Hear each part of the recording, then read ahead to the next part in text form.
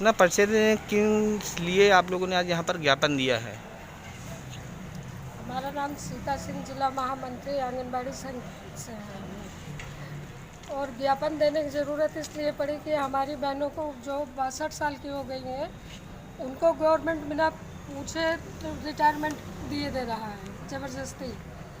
और जब हम लोग 40 साल उनकी सेवा किए हैं और आज वो दूध की मक्खी की तरह निकाल के फेंक दे रहे हैं, ना कोई महंगाई का वो दे रहे हैं, ना कुछ पैसा दे रहे हैं, ना कोई पेंशन दे रहे हैं, कुछ नहीं। एकदम ऐसे बहनों को निरीह करके निकाल के बाहर कर रहे हैं। बताइए, इस कोरोना संकट में हमारी बहनें जो पर डे देखती हैं कि हमारा मानदेय आएगा तो हम अपना खाना चलाएंगे, हम अपने बच्चों को खिलाएंगे, हम अपना खर्च चलाएंगे, वो बहनें आज उनको निकाल के बाहर कर दिया। बताइए वो कहाँ जाएं हमारी बहनें।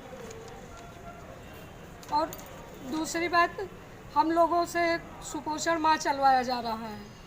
इसमें कहा जा रहा है बच्चों को वजन लीजिए, ग्रोथ निकालिए, लंबाई निकालिए।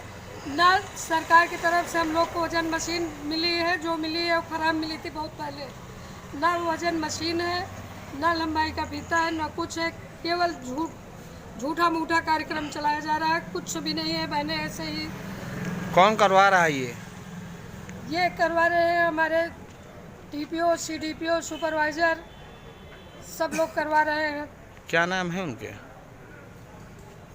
नाम क्या है जो लोग आपसे करवा रहे हैं? जो भी शरद कपूर, जो भी शरद कुमार त्रिपाठी जी। और कौन कौन बता रहे हैं?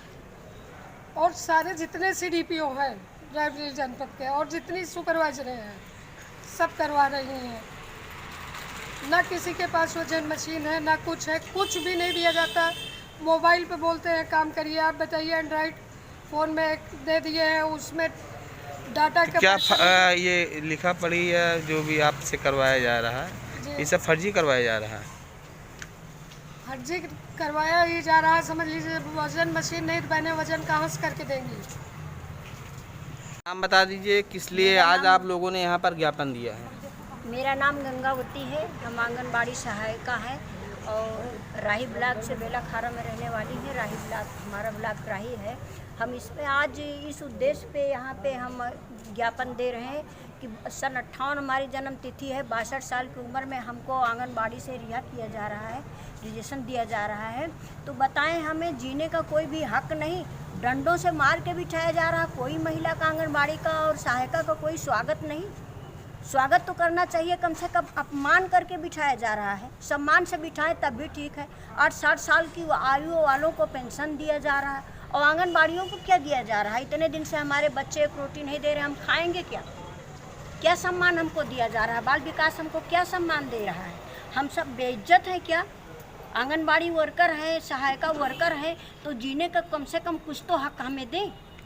कुछ भी नहीं, ऐसे जो है कि सम्मान के साथ उन्होंने इसे कान पकड़ के बिठाया जा रहा है, डंडों से पीट पीट के। मान लीजिए डंडों का पीटना ही है कि इतने दिन हमने बाल विकास का, आंगनबाड़ी का सेवा किया, बच्चों का सेवा किया, और आज अब हम सेवा करने योग्य हो रहे हैं तो हमको कुछ भी नहीं, ना पेंशन है और ना एक पैसा है कि कम से कम कुछ पैसा दे के बिठाते तब भी हम अपना जीवन यापन करते हैं। हम लोग अपना जीवन कैसे यापन करें?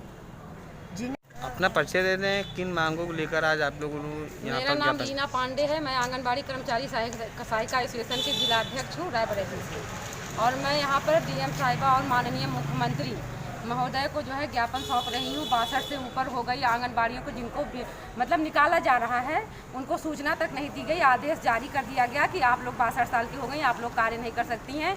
अपेक्षा, उनकी इतनी अपेक्षा की जा रही है कि उनको ना तो मानदेय दिया जाएगा और ना ही तो उनको पेंशन दिया जाएगा और ना ही तो कोई जो है उनको लाभ दिया जाएगा। उनको ऐसे ही बैठा दिया। क्या मांग है आप लोगों की, ये बताइए? हम लोगों की बस मांग इतनी है कि हमारी जो आंगनबाड़ी सहायिका और हमारी जो आंगनबाड़ी कार्यकर्ती हैं, वो जो 62 साल पार कर चुकी है, जिनको रिटायर कर दिया गया है, कम से कम उनको पेंशन दें और कुछ उनको जो है धनराशि एक मुफ्त धनराशि दें, जिससे वो अपनी आगे की जीविका चला सके। मैं मानती हूँ कि 62 के बाद आदमी काम नहीं कर सकता है, लेकिन जीविका के लिए कुछ तो होना चाहिए।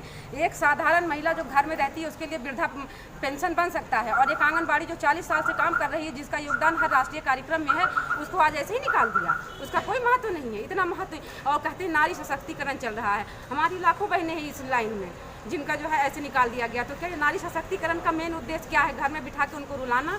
और इस विभाग में ज़्यादातर विधवा, विकलांग और तलाकशुदा हैं। बताइए वो महिलाएं कैसे अपना जीवन यापन करेंगी? इस कलयुग में कोई श्रवण कुमार नहीं होता है जो कि अपनी माँ का पेट भर सके। और हम सबकी अपनी अपनी लायबिलिटी होती है, अपनी अपनी जिम्मेदारी होती है। और जब उनको ज़रूरत है सहारे की तो उनका लाठी छीन लिया जा रहा है। बस मुझको इतना ही कहना है कि माननीय जी कम से कम हमारी बहनों का ध्यान दें, उनको कुछ जीविकापार्जन के लिए उनका जो है पेंशन बांधें और कुछ उनको एक मुफ्त राशि दें जिससे वो अपने आगे की जीविका चला सकें। बस इतना ही कहना चाहती हूँ। काहे लिए ज्ञापन आप लोग यहाँ पर दे रहे हैं? राकेश कुमार सोनी, आंगनबाड़ी कर्मचारी सहायता एसोसिएशन जनता रायपुर। आज ज्ञापन देने का मुख्य उद्देश्य है 62 वर्ष उपरांत जितने भी आंगनबाड़ी कार्यकर्तियों सहायिकाओं सेवानिवृत्त कर रहे हैं उनको आप रिटायर कीजिए, हम स्वागत कर रहे हैं। लेकिन उनको एक मुश्त 5 लाख रुपया एवं पेंशन 5,000 रुपये उनको दे दीजिए, जिससे वो बहनें रिटायर होने के बाद अपना काम धाम सुचारू रूप से कम दुकान करके कैसे भी अपनी जीविका चला सकें। और ऐसे रिटायर कर देंगे अपमान के साथ, कम से सम्मानजनक। और अगर सम्मानजनक रिटायर नहीं होती तो इसकी लड़ाई हम लोग आगे लड़ेंगे और लड़ते रहेंगे, चाहे कोर्ट से रोड तक। लड़ाई में हमें पीछे नहीं हटेंगे। आप लोग यहाँ पर ज्ञापन दिए? मैं सुनीता त्रिपाठी, जिला प्रभारी आंगनबाड़ी कर्मचारी सहायिका एसोसिएशन से। आज हम डीएम कार्यालय में आए हैं, इनके डीएम जिलाधिकारी के माध्यम से माननीय मुख्यमंत्री जी को ज्ञापन देने के लिए। और मेरा सब्जेक्ट है, जो ज्ञापन का सब्जेक्ट है वो है 62 वर्ष की जो आयु पूर्ण करके जिनको निकाला जा रहा, मेरा विभाग निकाल रहा है, उसमें हम अपने माननीय मुख्यमंत्री जी से ये कहना चाहते हैं कि इस तरह जो निकाला जा रहा है इस तरह उनको ना निकालें। उनको 5 लाख एक मुफ्त धनराशि दी जाए, फंड की तरह एक राशि दी जाए, जिससे वो कुछ अपनी एक दुकान खोल के बैठ जाए या कुछ अपना कोई घर में कोई कारोबार शुरू कर दे, जिससे उनकी जीविका आगे चलती रहे। और साथ में उनको पेंशन 3,000 देते रहें, क्योंकि अब वो बुज़ुर्ग हो चुकी है, अब उनके आगे पीछे कोई है नहीं। अधिकतर विधवा महिलाओं का इसमें वो रहता है, इस उम्र में हो जाती हैं वो, तो इसलिए उनके भरण पोषण के लिए, जीविका के लिए ये बहुत आवश्यक है। हम माननीय मुख्यमंत्री जी से कहना चाहते हैं इस पर विशेष ध्यान दें। और इसको कल भी एक संगठन आया था, कहा अगर ये मांगे नहीं मानी जाएंगी तो धरना प्रदर्शन या इस तरीके करने को विचार है उनका। और आपका संगठन काम एक ही चीज़ आप लोग करते हैं, बस खाली 2 संगठन बने हुए हैं, तो इस पर आप क्या बताएंगे? संगठन कोई अलग अलग है, कोई भी है, संगठन तो बहुत है हमारे इसमें। नहीं, आंगनबाड़ी वो भी थे, काफ़ी संगठन है। बातें इस समय तो मेन मुद्दा यही है और सबका मकसद एक ही है, काम एक ही है। नहीं, उन्होंने कहा अगर ये मांगे नहीं मानी गई तो हम लोग धरना प्रदर्शन या अपना काम धाम बंद कर देंगे। हम लोग भी तो उस क्या उनकी इस बात पर आप लोग भी सहमत होंगे क्या? हाँ, बिल्कुल। जब मांगे नहीं मानी जाएंगी तो हम सब एक है, सब्जेक्ट एक है। तो शासन प्रशासन को कब तक आप समय देंगे? तत्काल शासन प्रशासन इस पर एक्शन नहीं लेता तो हम रोड से लेकर कोर्ट तक लड़ाई लड़ने को बात है।